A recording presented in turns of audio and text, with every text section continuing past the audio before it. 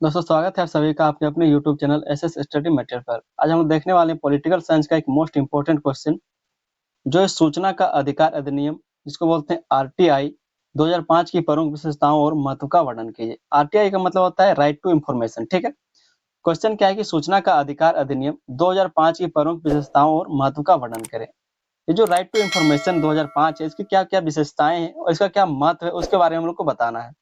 एक most important question है आपका पॉलिटिकल साइंस का। ठीक है, आप इसको वीवीआई मार्क कर लीजिए क्योंकि इस तरह का क्वेश्चन ही पूछा जाएगा आपके एग्जाम में। तो चलिए शुरू करते हैं इसके आंसर को। इससे पहले दोस्तों अगर आप लोग चैनल पर नए हैं तो चैनल को आप लोग सब्सक्राइब जरूर कर ले और वीडियो अगर आपको पसंद आता है तो वीडियो पर एक लाइक करके अपने दोस्तों में जितना हो सके इसको शेयर कीजिए। ठीक है, चलिए समझते हैं इसके परिचय को। कहा जा रहा है कि सूचना का अधिकार अधिनियम भारत में पारदर्शिता और जवाबदेही सुनिश्चित करने के लिए बनाया गया कानून है। ये जो राइट टू इंफॉर्मेशन 2005 का जो अधिनियम है ये क्यों बनाया गया, तो भारत में पारदर्शिता और जवाबदेही सुनिश्चित करने के लिए बनाया गया कानून है। इसका उद्देश्य सरकारी कार्यों में जनता की भागीदारी बढ़ाना और भ्रष्टाचार कम करना है।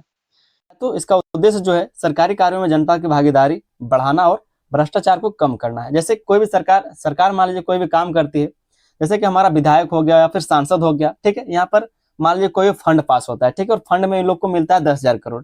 सांसद को मान लीजिए कि 10,000 करोड़ मिला रोड बनाने के लिए या फिर किसी भी गाँव का विकास करने के लिए, हॉस्पिटल बनाने के लिए या फिर स्कूल बनाने के लिए अगर कोई फंड मिलता है और उन्होंने क्या किया, उस पैसे का क्या किया उसका कोई हिसाब नहीं है, तो लोग क्या कर सकते हैं, जो जनता है वो राइट टू इंफॉर्मेशन के अधिनियम के क्या कर सकते हैं, वो उनसे मांग कर सकते हैं। ठीक है, कि कहाँ कहाँ आपने कितना खर्च किया उसके बारे में मुझे ब्यौरा चाहिए या फिर मुझे कर सकते हैं। तो इसीलिए राइट टू इंफॉर्मेशन का अधिनियम लाया गया था, ताकि इसका उद्देश्य क्या था कि सरकारी कार्यों में जनता की भागीदारी बढ़े और भ्रष्टाचार कम हो सके। ऐसा ना हो कि जो सांसद के पास पैसा आया था वो पूरा हड़प कर गया और जो जैसे तैसे रोड बन गया, जैसे तैसे स्कूल बन गया, जैसे तैसे हॉस्पिटल बन गया।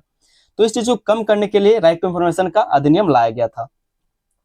चलिए हम लोग इसके बाद इसके विशेषताओं को समझेंगे और आगे हम लोग इसके महत्व को भी देखेंगे। एक मोटा मोटी हमारा परिचय था। परिचय को हम चाहते तो और भी विशाल बड़ा करके लिख सकते थे। ठीक है, कि किस तरह से इसको संविधान में बनाया गया, किस तरह से ये लागू किया गया, इसको पहले किस देश में लागू किया गया था, फिर हमारे भारत में किस तरह से लागू हुआ। तो इतना लिखने का यहाँ पर जरूरत नहीं था, सीधा सीधा एक छोटा सा परिचय हम लिखे। आगे हम लोग इसकी प्रमुख विशेषताओं को समझते हैं। राइट टू इंफॉर्मेशन का जो प्रमुख विशेषता है उसमें सबसे पहले सार्वजनिक सूचना का अधिकार।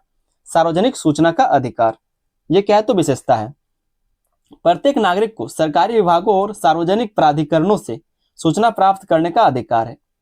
प्रत्येक नागरिक, भारत के जितने भी लोग हैं, ठीक है, सभी को सरकारी विभागों और सार्वजनिक जो प्राधिकरण है उससे सूचना प्राप्त करने का अधिकार है कि कहां पर आपने कितना खर्च किया है। ठीक है, यह अधिकार उन्हें सरकारी योजनाओं, नीतियों, आदेशों और खर्चों के बारे में जानकारी लेने की सुविधा देता है। क्या है, तो ये जो नीति है, ये जो अधिकार है राइट टू इंफॉर्मेशन का, यह क्या करता है, तो उन्हें सरकारी योजनाओं के बारे में, नीतियों के बारे में, आदेशों और खर्चों के बारे में जानकारी लेने की सुविधा देता है। इससे जनता सरकारी कामकाज में भागीदारी महसूस करती है। इससे क्या है, तो जो लोग हैं, जो जनता है वो सरकारी कामकाज में भागीदारी महसूस करती है। मतलब इसका कहने का मतलब है कि अगर सरकार जो है, अगर मान लीजिए कोई सांसद या फिर विधायक है, वो खर्चे को दिखा देता है तो इससे क्या पता चलता है कि जो भी उस पैसा आ रहा है, जो भी फंड आ रहा है, वो अच्छे से वो काम कर रहा है। तो इससे क्या होता है, भागीदारी महसूस करता है जो भी वहां के लोग हैं। तो ये हमारा पहला विशेषता हो गया सार्वजनिक सूचना का अधिकार। ठीक है, दूसरा जो इसका विशेषता है उसको समझ लेते हैं। दूसरा विशेषता है आरटीआई का सार्वजनिक प्राधिकरणों का, सार्वजनिक प्राधिकरणों पर लागू। सार्वजनिक प्राधिकरणों पर लागू कहा जा रहा है कि केंद्र और राज्य सरकार, स्थानीय निकाय, सरकारी विभाग और सार्वजनिक उपक्रम इस अधिनियम के अंतर्गत आते हैं। और इसके अंतर्गत ये सारे विभाग आते हैं, चाहे वो केंद्र हो, राज्य सरकार हो, स्थानीय निकाय हो, सरकारी कोई विभाग हो या फिर जो सार्वजनिक उपक्रम है, ये सारे इस अधिनियम के अंतर्गत आते हैं। ठीक है, अधिनियम सभी प्रकार के सरकारी संस्थानों पर पारदर्शिता सुनिश्चित करता है। और ये अधिनियम जो है, इसके अंतर्गत आप इन सभी जगहों से, केंद्र हो या फिर राज्य सरकार हो या फिर स्थानीय निकाय हो, सरकारी विभाग हो, इन सब जगहों से आप सूचना प्राप्त कर सकते हैं। वही कहा जा रहा है कि केंद्र और राज्य सरकार, स्थानीय निकाय, सरकारी विभाग और सार्वजनिक उपक्रम इस अधिनियम के अंतर्गत आते हैं। अधिनियम सभी प्रकार के सरकारी संस्थानों पर पारदर्शिता सुनिश्चित करता है और सभी संस्थानों पर यह पारदर्शिता सुनिश्चित करता है कि आप वहां से कुछ भी मांग सकते हैं, जैसे कि कहां पर आपने खर्चा किया, ये सारी चीजें आप वहां से मांग सकते हैं। तो ये सार्वजनिक प्राधिकरणों पर लागू होता है। अगला इसका विशेषता है वो सूचना अधिकारी की नियुक्ति। सूचना अधिकारी की नियुक्ति, आप किससे इंफॉर्मेशन लेंगे, इसके लिए एक अधिकारी का नियुक्ति होता है जिसको बोलते हैं सूचना अधिकारी। सूचना अधिकारी, ठीक है, PIO बोलते हैं इसको, PIO सूचना अधिकारी। PIO का मतलब क्या होता है? पब्लिक इंफॉर्मेशन ऑफिसर, जो पब्लिक को इंफॉर्मेशन देने का काम करता है, ठीक है। तो वही कहा जा रहा है सूचना अधिकारी की नियुक्ति की जाती है। कहा जा रहा है कि प्रत्येक सार्वजनिक प्राधिकरण को सूचना अधिकारी नियुक्त करना अनिवार्य है। जितने भी सार्वजनिक प्राधिकरण है उसमें यहाँ पर सूचना अधिकारी नियुक्त करना अनिवार्य है। PIO का काम है सूचना देने की प्रक्रिया को नियंत्रित करना और समय पर जवाब देना। और ये जो पब्लिक इंफॉर्मेशन ऑफिसर है, जो पब्लिक को इंफॉर्मेशन देने का काम करता है, इसका यही काम है कि इंफॉर्मेशन सूचना देने का जो प्रक्रिया है उसको नियंत्रित करे और समय पर जवाब दे। इसके लिए कुछ प्रावधान भी है जिसको हम लोग आगे पढ़ेंगे, इसमें पढ़ेंगे, ठीक है। सूचना प्राप्त करने की प्रक्रिया, सूचना प्राप्त करने की प्रक्रिया एक बार फिर से पूरा आप समझ लीजिए, 1, 2 नंबर 3 नंबर से एक बार फिर से आप समझ लीजिए शुरू से, ठीक है, तब आपको अच्छे से समझ में आएगा। पहले में क्या है इसमें पहले में क्या बताया जा रहा है कि सार्वजनिक सूचना का अधिकार। सार्वजनिक सूचना का अधिकार, आप सूचना प्राप्त कर सकते हैं, ठीक है। सभी नागरिकों को सरकारी विभागों से सूचना प्राप्त करने का अधिकार दिया गया, ये पहले नंबर पर लिखा है। दूसरे में लिखा है कि सार्वजनिक प्राधिकरणों पर लागू, जितने भी सार्वजनिक प्राधिकरण है, चाहे वो केंद्र हो, राज्य सरकार हो, स्थानीय निकाय हो, सरकारी विभाग हो, इन सब चीजों पर ये लागू होता है। जो RTI है ये सब चीजों पर लागू होता है, सभी प्राधिकरणों पर लागू होता है। तीसरे में आपने देखा कि सूचना अधिकारी की नियुक्ति, इन सभी प्राधिकरणों पर सूचना अधिकारी की नियुक्त करना जरूरी होता है। एक सूचना अधिकारी को नियुक्त करना जरूरी होता है, ठीक है। एक PIO को नियुक्त करना जरूरी होता है, पब्लिक इंफॉर्मेशन ऑफिसर को नियुक्त किया जाता है। आगे हम लोग चौथा समझेंगे, सूचना प्राप्त करने की प्रक्रिया। अब देखने वाले हैं कि सूचना किस तरह से प्राप्त किया जा सकता है। सूचना प्राप्त करने की प्रक्रिया, नागरिक लिखित आवेदन या ऑनलाइन माध्यम से सूचना मांग सकते हैं। कोई भी अगर लोग गया तो वो जाकर के लिखित या फिर ऑनलाइन माध्यम से सूचना मांग सकता है। आवेदन मिलने के 30 दिनों के भीतर सूचना देना आवश्यक है। यह प्रक्रिया सरल और जनता के लिए सुलभ होनी चाहिए। क्या कहा जा रहा है कि जब वो आवेदन करता है, अगर मान लीजिए आप सूचना प्राप्त करना चाहते हैं और 30 दिनों के भीतर अगर और आपने आवेदन किया तो आपको 30 दिनों के भीतर सूचना मिल जाएगा। अगर नहीं मिलता है तो क्या है, तो उसके लिए उसको दंड दिया जाता है, ठीक है। जैसे कि 250 रुपया पर मंथ, 250 रुपया पर डे या फिर 25,000 का जुर्माना, इस तरह से कुछ प्रावधान किए गए। जो सूचना अधिकारी हैं, जो पब्लिक के लिए सूचना देने का काम करते हैं, जो PIO हैं, जो पब्लिक इंफॉर्मेशन ऑफिसर हैं, उन पर यह दंड लगाया जाता है क्योंकि वही वहां के हेड होते हैं। तो क्या कहा जा रहा है कि आवेदन मिलने के 30 दिनों के भीतर सूचना देना आवश्यक है। यह प्रक्रिया सरल और जनता के लिए सुलभ होनी चाहिए। और यह प्रक्रिया क्या है, तो सरल होना चाहिए और सुलभ होना चाहिए लोगों के लिए।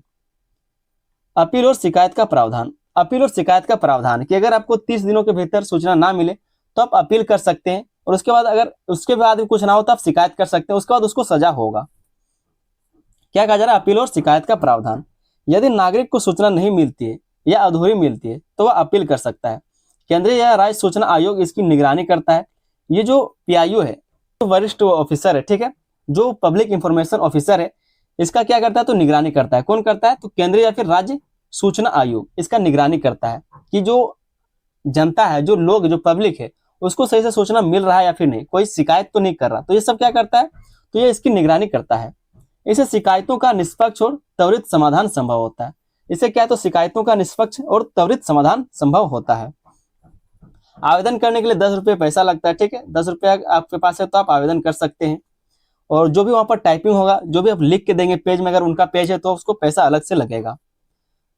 छठा पॉइंट में लिखा है कि स्वशासन और पारदर्शिता को बढ़ावा। स्वशासन और पारदर्शिता को बढ़ावा, अपील और शिकायत प्रावधान को आपने समझ लिया। अब हम लोग देखेंगे स्वशासन और पारदर्शिता को बढ़ावा। कहा जा रहा है कि RTI सरकारी कामकाज में पारदर्शिता और जवाबदेही सुनिश्चित करता है। जो RTI है वो सरकारी कामकाज में पारदर्शिता और जवाबदेही सुनिश्चित करता है। राइट टू इंफॉर्मेशन, सरकारी विभागों में जनता की भागीदारी बढ़ती है और भ्रष्टाचार पर अंकुश लगता है। अगर राइट टू इंफॉर्मेशन का आप लोग लाभ उठाते हैं, अगर जनता उससे सवाल पूछती है, सरकार से अगर सवाल पूछती है, तो उससे क्या होगा, तो जनता की भागीदारी भी बढ़ेगी और भ्रष्टाचार पर अंकुश भी लगेगा। साथ में जो काम हो रहा है उसमें ट्रांसपेरेंसी भी बनेगा, मतलब पारदर्शिता भी बनेगा, ठीक है, कि कहाँ पर कितना पैसा खर्च हुआ, कितना पैसा आया था। मान लीजिए हमारा जो सांसद है, सांसद के पास अगर रोड बनाने के लिए पैसा आता है, अगर छोटे से क्षेत्र में अगर रोड बनाना है, उसके लिए अगर 4-5 करोड़ खर्च कर दे रहा है, तो इसका मतलब क्या है कि पैसा का घोटाला हुआ है, सीधा सीधा। तो इसके लिए क्या है कि तो जनता को सवाल पूछना चाहिए, राइट टू इंफॉर्मेशन का उसको फायदा उठाना चाहिए, और पैसा किस तरह से खर्च हुआ, कहाँ कहाँ खर्च हुआ, उसको ब्यौरा मिलना चाहिए, उसका पूरा डाटा उसको मिलना चाहिए। तो इससे क्या होगा, तो जनता की भागीदारी भी बढ़ेगी और भ्रष्टाचार पर अंकुश भी लगेगा। साथ में हम लोग इसकी सीमाओं को भी देख लेते हैं, आरटीआई की सीमाओं को भी देख लेते हैं। राइट टू इंफॉर्मेशन की सीमाएं लिखा है कि राष्ट्रीय सुरक्षा, विदेशी संबंध, अपराध, न्यायिक प्रक्रिया आदि से संबंधित जानकारी आरटीआई के अंतर्गत नहीं आती। कहा जा रहा है कि जो राष्ट्रीय सुरक्षा है, जो विदेशी संबंध है, जो अपराध है, जो न्यायिक प्रक्रिया है, इन सब आदि से संबंधित जो चीजें हैं, जो जानकारी है, वो राइट टू इंफॉर्मेशन के अंतर्गत नहीं आती। मतलब इस चीज के बारे में अगर सूचना आप मांगेंगे ऑफिसर से तो वो नहीं देगा, क्योंकि ये सब चीज को इंफॉर्मेशन को देने का अलाव नहीं है। ठीक है, यह सुनिश्चित करता है कि संवेदनशील जानकारी सार्वजनिक ना हो, और ये जो है यही सुनिश्चित करता है कि कोई भी संवेदनशील जानकारी जो है वो सार्वजनिक ना हो। जैसे कि हमारे पास कितना परमाणु बम है, हमारे पास कितना हथियार है, या फिर जो स्ट्रेटजी है कि बॉर्डर पर किस तरह से लड़ाई होगा, या फिर जो प्रधानमंत्री का कह सकते हैं आज वो कहाँ पर गए हैं, रात में कहाँ रहते हैं, दिन में कहाँ रहते हैं, इन सब चीजों के बारे में आपको जानकारी नहीं दिया जाएगा। ठीक है, तो ये सब चीजों की सीमाएं हैं। उम्मीद करते हैं आपको समझ में आ गया होगा। आगे हम लोग समझते हैं इसके महत्व को, आरटीआई के महत्व को समझते हैं। सबसे पहला इसका महत्व है सरकारी जवाबदेही बढ़ाना। सरकारी जवाबदेही बढ़ाना, आरटीआई से सरकारी अधिकारी अपने कामकाज के लिए जनता के प्रति उत्तरदायी बनते हैं। क्या कहा जा रहा है कि आरटीआई से सरकारी अधिकारी अपने कामकाज के लिए जनता के प्रति उत्तरदायी बनते हैं। इससे नीति निर्माण और कार्यान्वयन में पारदर्शिता आती है। जो आरटीआई है, इससे क्या होगा, तो जो सरकारी अधिकारी है वो अपने कामकाज के लिए जनता के प्रति उत्तरदायी बन जाते हैं। मतलब किस तरह से वो काम किया, किस कहां पर कितना खर्चा किया, कितना फंड आया था, या फिर कहां कहां पर काम किया, तो इसके बारे में वो उत्तरदायी बनता है जनता के लिए आरटीआई के कारण। ठीक है, आरटीआई से सरकारी अधिकारी अपने कामकाज के लिए जनता के प्रति उत्तरदायी बनते हैं, इस तरह से लिखा हुआ है। अगर यहाँ पर कॉमा लगा दे तो आपको अच्छे से समझ में आ जाएगा। आगे लिखा है कि इससे नीति निर्माण और कार्यान्वयन में पारदर्शिता आती है। दूसरे पॉइंट को समझेंगे, भ्रष्टाचार कम करना। तो ये इसका महत्व है, भ्रष्टाचार इससे कम होता है। जनता की निगरानी और सूचना प्राप्ति से, जनता की निगरानी और सूचना प्राप्ति के माध्यम से भ्रष्टाचार, अनियमितता और गड़बड़ी पर रोक लगती है। जो भ्रष्टाचार है, अनियमितता है, उस पर गड़बड़ी पर रोक लगती है। तीसरे पॉइंट में कहा जा रहा है, तीसरा जो इसका महत्व है वो है लोकतंत्र को सशक्त बनाना। लोकतंत्र को सशक्त बनाना, नागरिक सरकारी निर्णयों और नीतियों में सक्रिय भागीदारी महसूस करते हैं। यह लोकतांत्रिक प्रक्रिया को मजबूत करता है, और यह लोकतांत्रिक प्रक्रिया को मजबूत करता है, क्योंकि लोकतांत्रिक का मतलब क्या है, लोगों का तंत्र। ठीक है, लोकतांत्रिक प्रक्रिया को मजबूत करने का मतलब क्या है कि अगर लोगों ने आपको चुन करके बनाया तो उसको जानने का अधिकार है कि उसके पैसे को आप कहां पर खर्च करते हैं। ठीक है, वही कहा जा रहा है कि यह लोकतांत्रिक प्रक्रिया को मजबूत करता है। चौथा पॉइंट लिखा है जनता की जागरूकता बढ़ाना। चौथा जिसका महत्व है जनता की जागरूकता बढ़ाना। सरकारी योजनाओं, नीतियों और खर्चों की जानकारी से जनता अधिक सजग और सचेत बनती है। सरकारी योजनाओं, नीतियों और खर्चों की जानकारी से जनता अधिक सजग और सचेत बनती है। इससे लोग योजनाओं का सही उपयोग और लाभ सुनिश्चित कर सकते हैं। इससे क्या होता है, जो लोग हैं वो योजनाओं का सही उपयोग और लाभ सुनिश्चित कर सकते हैं। ठीक है, तो इससे क्या होता है, जनता में जागरूकता भी बढ़ता है। पांचों जो इसका महत्व है वो सशक्त नागरिक समाज का निर्माण। सशक्त नागरिक समाज का निर्माण, आरटीआई नागरिक समाज को सरकार की नीतियों और कार्यक्रमों पर निगरानी रखने में सक्षम बनाता है। आरटीआई क्या है, तो नागरिक समाज को सरकार की नीतियों और कार्यक्रमों पर निगरानी रखने में सक्षम बनाता है। यह समाज में न्याय, पारदर्शिता और जवाबदेही को बढ़ावा देता है। इससे क्या होता है, सशक्त नागरिक समाज का निर्माण होता है।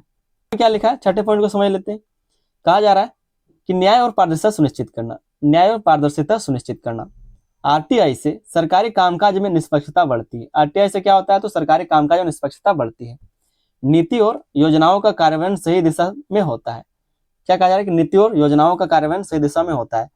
अगर आप सवाल पूछते हैं सरकार से, अगर आरटीआई जो राइट टू इंफॉर्मेशन का सुविधा है उसका आप लाभ उठाते हैं, तो इससे आप सरकार से सवाल पूछ सकते हैं, और इससे क्या होगा, तो कामकाज में जो सरकारी कामकाज है निष्पक्षता बढ़ेगा, घूस नहीं ले पाएंगे। ठीक है, जो पैसा वो लोग बचा लेते हैं, अगर मान लीजिए कहीं पर 100 करोड़ आया तो 80 करोड़ हड़प जाते हैं, 20 करोड़ का ही काम होता है, तो नीति और योजनाओं का कार्यान्वयन सही दिशा में होगा, 100 करोड़ का 100 करोड़ वहां पर खर्च होगा, चीज बढ़िया बनेगा। ठीक है, तो इस तरह से न्याय और पारदर्शिता सुनिश्चित करना। आगे हम लोग निष्कर्ष को देख लेते हैं। निष्कर्ष में कहा जा रहा है कि सूचना का अधिकार अधिनियम 2005 भारत में लोकतंत्र को मजबूती, सरकारी जवाबदेही, पारदर्शिता और भ्रष्टाचार के नियंत्रण के लिए एक प्रभावी उपकरण है। यह नागरिकों को सिर्फ सूचना प्राप्त करने का अधिकार ही नहीं देता, बल्कि उन्हें सरकारी कामकाज में सक्रिय भागीदारी का अवसर भी प्रदान करता है। तो इस तरह से एक निष्कर्ष आप जरूर लिख दें। उम्मीद करते हैं ये क्वेश्चन का आंसर आपको समझ में आ गया होगा। चैनल पर आप लोग नए हैं तो चैनल को आप लोग सब्सक्राइब जरूर कर लें। वीडियो पसंद आया तो एक लाइक करके अपने दोस्तों में जरूर शेयर कर दीजिएगा। चलिए दोस्तों, मिलते हैं अगले वीडियो में, तब तक के लिए धन्यवाद। जय हिंद।